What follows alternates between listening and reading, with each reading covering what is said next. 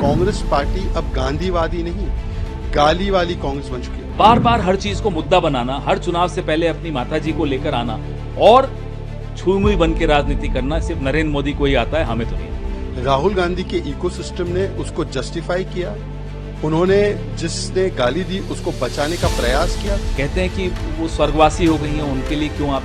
नेहरू जी को स्वर्गवासी हुए कितने साल हो गए? देखिए, माँ का अपमान, मातृशक्ति का अपमान, नारी शक्ति का अपमान, यही कांग्रेस पार्टी की बन चुकी है पहचान।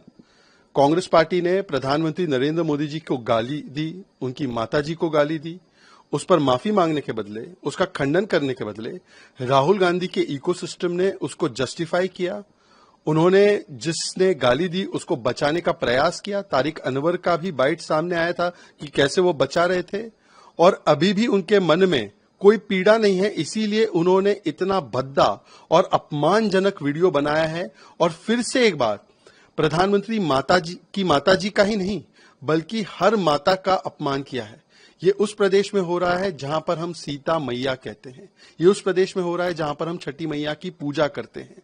अभी नवरात्र आने वाले हैं, दुर्गा मां की पूजा होगी, उससे पहले इस प्रकार का अपमान करना ये सुनियोजित ढंग से किया जा रहा है, क्योंकि कांग्रेस पार्टी अब गांधीवादी नहीं, गाली वाली कांग्रेस बन चुकी है। और केवल मां के प्रति ये भावना नहीं है, उन्होंने तो बिहार को बीड़ी भी बोल दिया।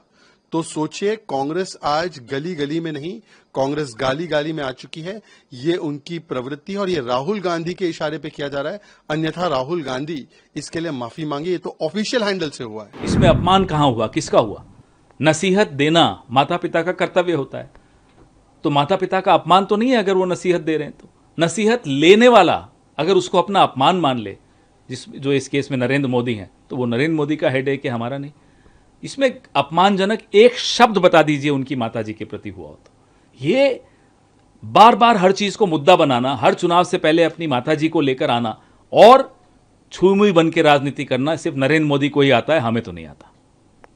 इसके अलावा और एक और बात सुन लीजिए, कहते हैं कि वो स्वर्गवासी हो गई हैं, उनके लिए क्यों आप?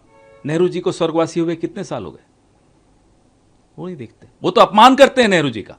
हम तो सम्मान में जो एक माता पिता का कर्तव्य है वो दिखा रहे थे कि उन्होंने ये किया, फिर भी नहीं मानते। तो आप जायज ठहराते हैं? गलत क्या है मुझे बताइए ना। अपमान हुआ है किसी का? किसका हुआ है?